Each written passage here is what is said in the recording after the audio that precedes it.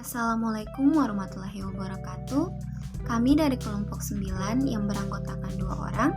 Saya sendiri Erlina Sri Hajatun Haku, NIM 1510319 dan rekan saya Laode Tasmin. Video ini dibuat untuk memenuhi tugas kuliah kami, mata kuliah Sosiologi Komunikasi, Prodi Ilmu Komunikasi Universitas Muhammadiyah Buton. Pada kesempatan kali ini, kami akan menjelaskan materi mengenai masalah-masalah sosial dan media massa. Untuk itu, perlunya kita mengetahui apa sih yang dimaksud dengan masalah-masalah sosial. Menurut Soerjono Sukanto, masalah-masalah sosial merupakan suatu ketidaksesuaian antara unsur-unsur kebudayaan dan masyarakat yang dapat membahayakan kehidupan kelompok sosial. Jika terjadi bentrokan antara unsur-unsur tersebut, tentunya akan menimbulkan gangguan hubungan sosial seperti kegoyahan dalam kehidupan bermasyarakat. Salah satu contohnya adalah masalah sosial yang terjadi di media massa. Untuk penjelasan lebih lanjut, akan dijelaskan oleh rekan saya, Laode Tasmin. Bismillahirrahmanirrahim. Assalamualaikum warahmatullahi wabarakatuh. Perkenalkan, nama saya Laode Tasmin. Di sini saya akan mencoba mempresentasikan tugas mata kuliah kami dari Sosiologi Komunikasi. Judul makalah kami itu mengenai masalah-masalah sosial dan media massa. Di sini saya akan mencoba memaparkan bagian dari materi kami, yaitu tentang kekerasan perempuan di media massa, kemudian pembunuhan karakter, serta tayangan dan pemberitaan yang tidak bermutu. Poin pertama yaitu mengenai kekerasan perempuan di media massa. Kekerasan pada perempuan hingga kini masih terjadi, mulai dari pelecehan seksual, penganiayaan, intimidasi, perkosaan hingga pembunuhan. Berbagai aturan dan peraturan yang dibuat ternyata masih belum dapat meminimalisir kekerasan terhadap perempuan. Media, terutamanya sebagai pilar demokrasi untuk di Indonesia, memegang peranan penting untuk mensosialisasikan informasi tentang kekerasan seksual. Lantas, bagaimana media memberitakan isu kekerasan seksual? Berita kadang bertema perempuan adalah berita yang menjadi subjek pemberitaan, yang selalu kadang menitik beratkan pada permasalahan perempuan. Kategorisasi terhadap berita perempuan dilakukan setelah seluruh berita teridentifikasi berdasarkan pada tema yang menjadi subjek berita. Ada 11 kategorisasi yang dilakukan, yakni kekerasan terhadap perempuan, kemudian perempuan yang berhadapan dengan hukum, kemudian politik dan keterwakilan perempuan, peningkatan taraf hidup perempuan, kategorisasi lain yakni tentang kesehatan perempuan, perdagangan perempuan, perempuan dan tenaga kerja, ekonomi dan kemiskinan, profil dan kiprah perempuan, serta tafsir agama dan gaya hidup. Contohnya saat meliput kasus pemerkosaan, masih ada penggunaan kata yang mereduksi kasus pemerkosaan pada perempuan, yang kadang wacananya itu menggunakan kata digilir. Contohnya misalnya pada berita yang berjudul mahasiswa yang digilir 6 pria lalu dibunuh. Ada juga berita yang berjudul dalang pembantaian mahasiswa UI kemudian ditangkap. Kita mengambil bagian dari reduksi kata yang menggunakan kata digilir pada sebuah berita.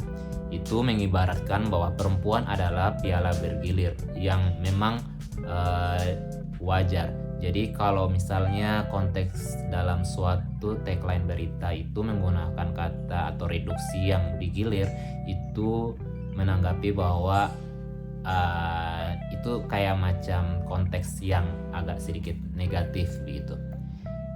Kemudian masuk di materi kedua, poin kedua, yaitu tentang pembunuhan karakter. Menjadi pribadi yang berbeda adalah hak untuk semua orang, terlepas pribadi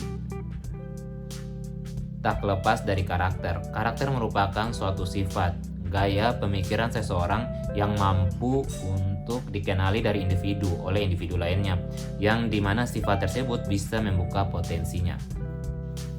pendapat yang berisi hujatan dan tuduhan yang berpotensi membunuh karakter seseorang atau kelompok. Pembunuhan karakter sering juga bersembunyi pada penguasa, tidak lain untuk benteng pertahanan jika suatu saat ada masalah yang menimpa. Umumnya pembunuhan karakter sasarannya adalah tokoh yang tengah menjadi sorotan rakyat dan juga tokoh yang sangat berpengaruh dari pihak lawan. Atmosfer negatif ini berdampak pada kesenjangan sosial masyarakat dan ketraumaan masyarakat terhadap politik khususnya. Pada dasarnya pembunuhan karakter tidak hanya membunuh sasarannya, namun ia juga membunuh yang berada di sekitarnya. Pembunuhan karakter dapat mengakibatkan reputasi seseorang tersebut menjadi rusak di depan publik, terhambat karirnya, serta akhir suatu peristiwa yang lebih agung di mana orang tersebut dipecat dari pekerjaannya, karirnya, dan posisinya. Pengadilan massa dan pengadilan media massa adalah bangun-bangun kekerasan terhadap orang lain. Jadi pembunuhan karakter adalah hal yang tidak baik karena itu dapat berpotensi juga merusak citra seseorang yang sudah dibangun sejak lama. Kemudian masuk di poin ketiga tentang tayangan dan pemberitaan yang tidak bermutu. Pada tanggal 1 Desember 2020, KPI telah menegur 8 acara televisi yang berbeda. Acara TV yang ditegur berasal dari 6 stasiun TV yang berbeda, diantaranya adalah Police Line Record, terus iNews TV, dan lain sebagainya. Saat ini program penyiaran berlomba-lomba menampilkan konten yang menarik dan berpotensi akan disukai oleh publik. Banyak yang menilai hal itu dilakukan dengan mengesampingkan kualitas tayangan yang mereka produksi. Karena program penyiaran mengesampingkan kualitas tayangan mereka, hal ini menimbulkan terjadinya pelanggaran dalam siaran. Jenis pelanggaran yang sering terjadi adalah pelanggaran terkait isi konten siaran tersebut. Biasanya berisi konten yang menyinggung dan sensitif terhadap perlindungan anak-anak dan remaja. Program acara banyak menampilkan adegan kekerasan, ujaran kebencian, ungkapan kata-kata kasar, dan biasanya juga bermuatan seksualitas yang mana sangat rentan ditiru dan dicontoh oleh anak-anak di bawah umur. Oleh sebab itu, kadang tayangan dianggap tidak bermutu karena dianggap tidak mendidik serta tidak memiliki nilai yang mendukung perkembangan psikologi terhadap anak, sebagaimana telah diatur dalam pedoman perilaku penyiaran. Jadi, media pertelevisian atau media massa digital kadang juga bermuatan hal-hal yang tidak bermutu atau konten-konten yang kadang tidak bermutu untuk ditampilkan. Contohnya seperti pelakon dalam suatu peran kadang menggunakan kata-kata yang misalnya itu adalah untuk lelucon, tapi suatu media berita saat pengambilannya tidak sembunyikan atau menghilangkan nada suara yang mungkin dikeluarkan adalah bahasa kasar begitu. Kadang juga berita menyiarkan sesuatu yang dimana lakon perannya itu beradegan seperti film film tayangan kategori dewasa, tapi kadang juga ditampilkan di media-media yang sering dilihat juga atau sering dibuka oleh anak-anak di bawah umur. Jadi seperti itu untuk secara keseluruhan kesimpulan tentang kekerasan pada perempuan di media massa, kemudian pembunuhan karakter, kemudian terakhir tentang tayangan pemberitaan yang tidak bermutu. Sekian dari saya, mohon maaf atas kekurangannya. Akhir kata, wabillahi taufiq wal hidayah. Wassalamualaikum warahmatullahi wabarakatuh. Pembahasan selanjutnya adalah mengenai mistisme dan tahayul. Apa sih yang dimaksud dengan mistisme dan tahayul itu? Kata mistik berasal dari bahasa Yunani yang memiliki makna rahasia, gelap, tersembunyi atau terselubung dalam kekelaman. Pada mulanya, tayangan mistis di dalam televisi lebih banyak berupa pemberitaan yang kemudian menjadi sinetron yang berbasis tradisi masyarakat. Kemudian akhir-akhir ini, tayangan mistisme itu lebih banyak dikemas dalam tayangan-tayangan keagamaan, terutama Islam. Di dalam tayangan mistik dan tahayul terdapat beberapa macam. Yang pertama yaitu mistik semi-science, yaitu merupakan film-film mistik yang berhubungan dengan fiksi ilmiah. Contohnya itu seperti tayangan Discovery, pertunjukan Deddy Corbuzier, dan lain sebagainya. Yang kedua itu mistik fiksi, yang merupakan mistik hiburan yang tidak masuk akal, diciptakan untuk menciptakan misteri dan kengerian kepada pemirsa atau penontonnya. Dan yang ketiga yaitu misteri horor, yaitu mistik yang lebih banyak mengeksploitasi dunia lain yang berhubungan dengan jin, setan, santet, dan lain sebagainya. Materi kedua yaitu mengenai pelecehan sosial. Bahasan terakhir yakni mengenai pelecehan seksual dan porno media. Seperti yang kita ketahui bahwa media sosial juga termaksud media massa yang dapat memudahkan kita untuk memperoleh informasi dan komunikasi antar sesama. Begitu mudahnya memiliki dan menggunakan media sosial ini, tak jarang media sosial ini juga dapat mudah diakses oleh anak-anak di bawah umur. Karena aksesnya yang sangat mudah dan membuatnya juga sangat mudah, sehingga anak-anak di bawah umur pun sudah tentunya mahir dalam mengakses media sosial ini. Tak terkecuali untuk mengakses media pornografi yang tidak seharusnya ditonton oleh anak-anak di bawah umur, tetapi dengan minimnya pengawasan dan pendidikan serta mudah luasnya akses internet, sehingga inilah yang menjadi penyebab dari rusaknya pola pikir kebanyakan anak-anak.